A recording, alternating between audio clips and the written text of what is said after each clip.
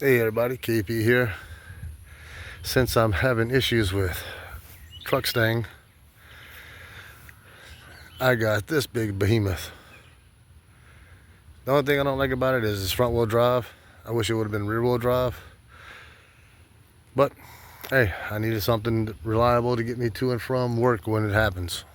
Still waiting on the company to get back with me on my drug test and my forklift operator's test. But yeah, I got this big behemoth. The lady was originally asking $1,800 for it, but she went ahead and reduced it down to $15 so I can actually get it. She says she used to take this to Mexico to drop her grandkids off. It's a 2007 Ford Expedition EL, if I'm not mistaken. Yes, it's got some issues with it. As you can see with the front bumper, it's faded out. The driver's side headlight, all the plastic inside is broken up. It needs new lenses, which I do plan on changing all that out. The paint is FUBAR. For some reason, that's an issue on Fords. It does need a new windshield, but I can deal with it because the crack is on the passenger side. It's not in my main my main view. It's got some rust on the roof, which I can take care of that. That's not an issue. I can go to the junkyard and get another mirror. I don't know if that's tape or if that's medical bandaging or what, holding the mirror on. The reason why the lady sold it, it was too big for her. So here I am. All the molding on the side I could fix. I could easily take a rental can and spray all that back, spray it black. It's got some good running boards on it. Tires are decent, even though it's mismatch. You got street tires on the front, somewhat of off-road tires or all-terrain tires on the back. I could take that out with a hammer and some brute force. Taillight's kind of scratched on this side. The bumper is beat in somewhat on the passenger side. It's got a nice little dent, which I can take that out with a hammer, bondo it up. And as you can see, it's got the tow package on it, which will come in handy. Hatch, roof rack. I'm not a fan of the 6-lug, but hey, it is what it is. Runs and drives, needs a tune-up big time. Coal packs, oil change, new windshield wipers, washer fluid. Radio does work, but AC needs to be recharged, which that's an easy fix. As you can see, there's not a lot of body damage except for right back here. Either she backed into something or hit something. I don't know, because it looked like she hit something with that. Cracked the lens for the taillight, which is still acceptable for Louisiana. And as you can see, the bumper cover over here is kind of pushed in and bowed out right there. Can't complain. $1,500, and this is more than what I need. I did notice issues with the door locks. I don't have no problem unlocking it. Yeah, that's the key. The chip right here comes off. I can't start it, so I'm gonna get a new key for it. And as you hear, when you open the door, you got the key warning chime. That's what causes the issue with the locking. Your basic setup: MP3, CD, AM, FM radio, traction control. But watch. I'm gonna lock the doors. And you hear how it comes, unlocks itself.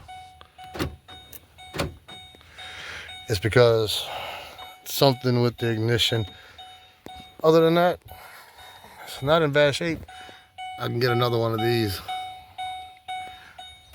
Got plenty of storage. I'm not a big fan of cup holders, but yeah. We got plenty of storage for Freedom Seed dispensers. You can put all kinds of things on there for Freedom Seed dispensers. Damn, they even got the wire right there for a trailer hookup. Didn't realize that. All power windows, door locks, power mirrors. That stays down. There's nothing up there to keep it from coming down. I don't know what this is for. Oh, sunglass holder. I don't know what the deal is with Ford rear view mirrors. They always do that. Even Truckstang has an issue with that. I haven't washed it or anything yet. I just got it here last week. It says it does 120 on the dash. I drove it from the lady's house to my mom's house. No issues. Transmission shifted out. It's just been sitting up in her yard, so it's got a lot of tree leaves and stuff like that all over the place. Yeah.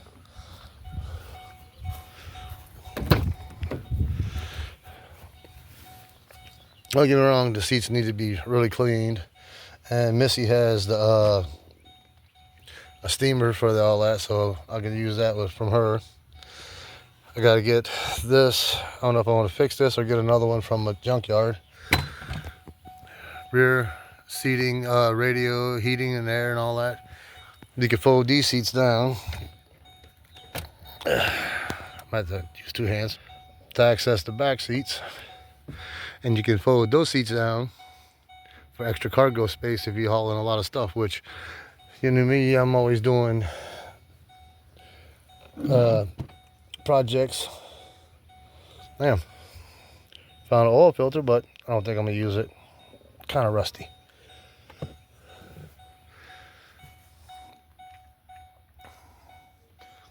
When I bought it, the Monster came ride with me back to my mom's house, and he loves this thing because he got all kind of places to sit. Yeah, I hate this time of year. Allergies. As you can see, the headrest can fold down. But yeah, I can fold the other seat down too, and have all this space to store stuff. I don't know if I got enough room to open the hatch. I got it parked kind of close to the garage.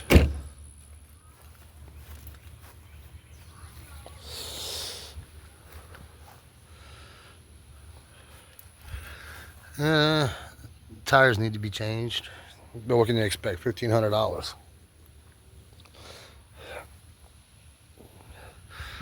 Go ahead and fire it up. Let y'all hear what it sounds like. Let y'all see the engine and all that good stuff. All right.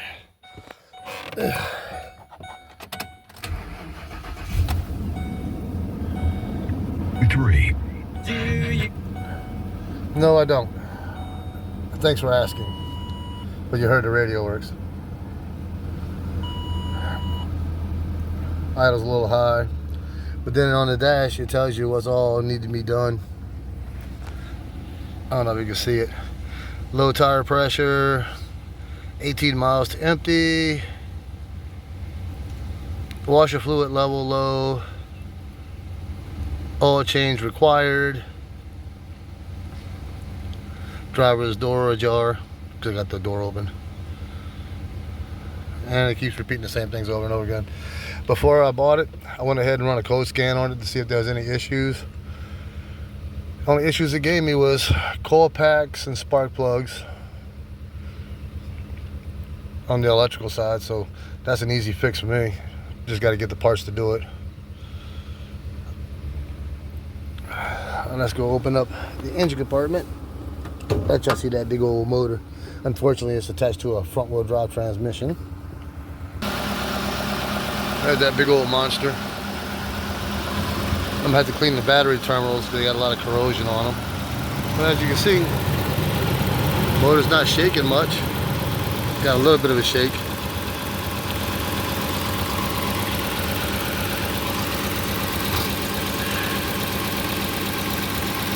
Coil packs are right there. Got some leaves and a dirt dauber nest on it from it setting up. No real noises coming from the engine. No overheating issues, which is a plus on my side because y'all know about truck staying. Been chasing down the overheating issues with that.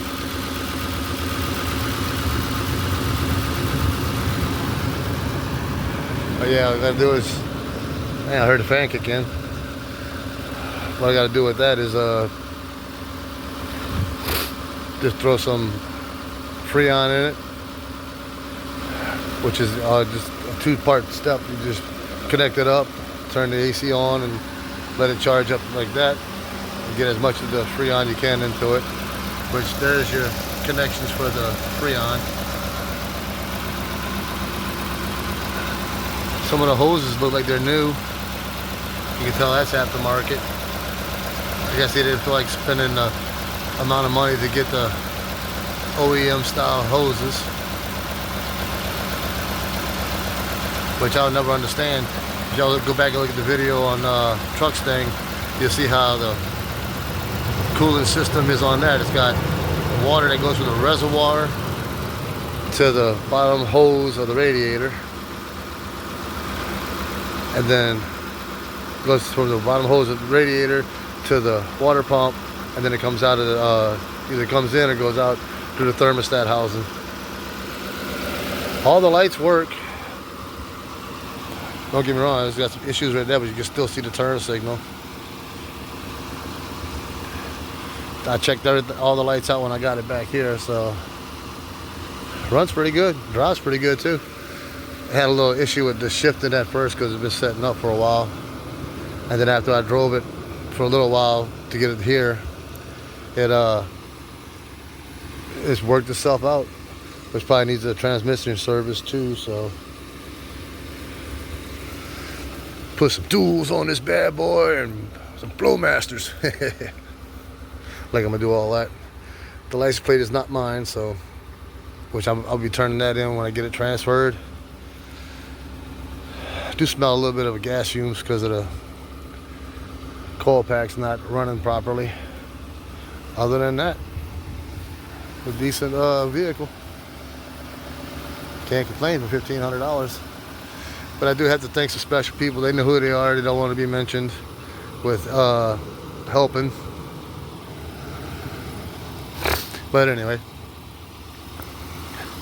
there's no leaks, no issues, other than a little bit of cosmetic and simple routine maintenance on this thing, and I'll be good to go, other than the rusty roof, which sandpaper and a rattle can of primer will take care of that right quick. Have a little bit of body damage on the back. Hammer, a 2x4, knock it out. Sandpaper, Bondo, cover it all up, and then maybe get it painted. But it's good to go. Bumper cover I can get from a junkyard too. Running board's kind of bowing at the center here, but I can check that out, see if there's any issues with that. But as you can hear, it runs and drives. Because like I said, I drove it from where I bought it at, which is a good 8 miles from my mom's house. So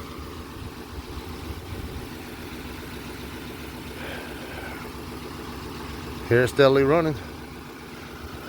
And those oil spots is from Truck Stang before I changed out the valve cover gaskets on it, which I gotta get the cleaner and clean all that up.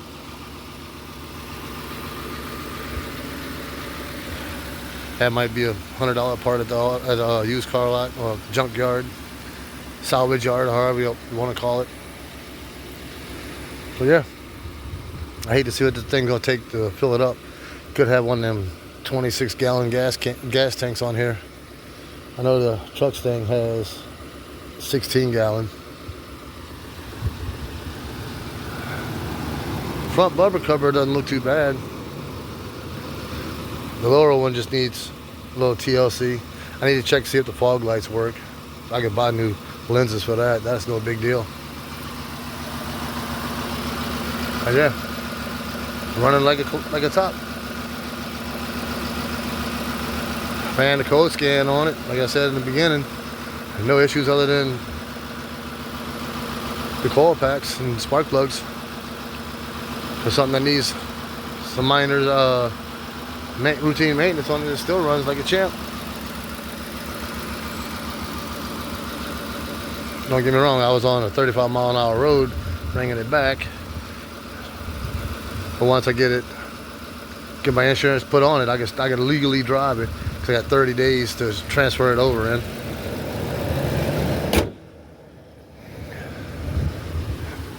As long as I got insurance and the bill of sale and all that, cops can't do me nothing. So I'm pretty sure I'm gonna be doing a brake job soon. And the coil packs and all that. I'm just waiting on that job to come. Hey man, come take your drug test and your physical and your forklift test. I even showed him the the very expensive forklift test card that I had.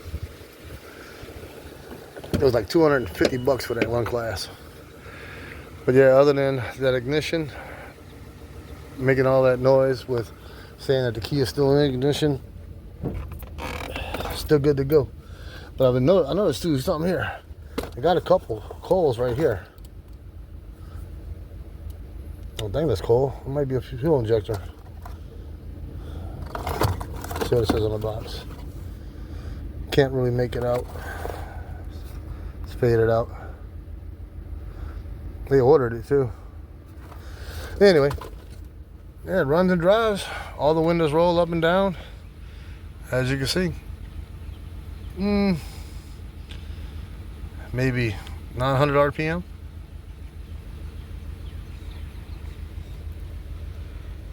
Everything works. I can't complain.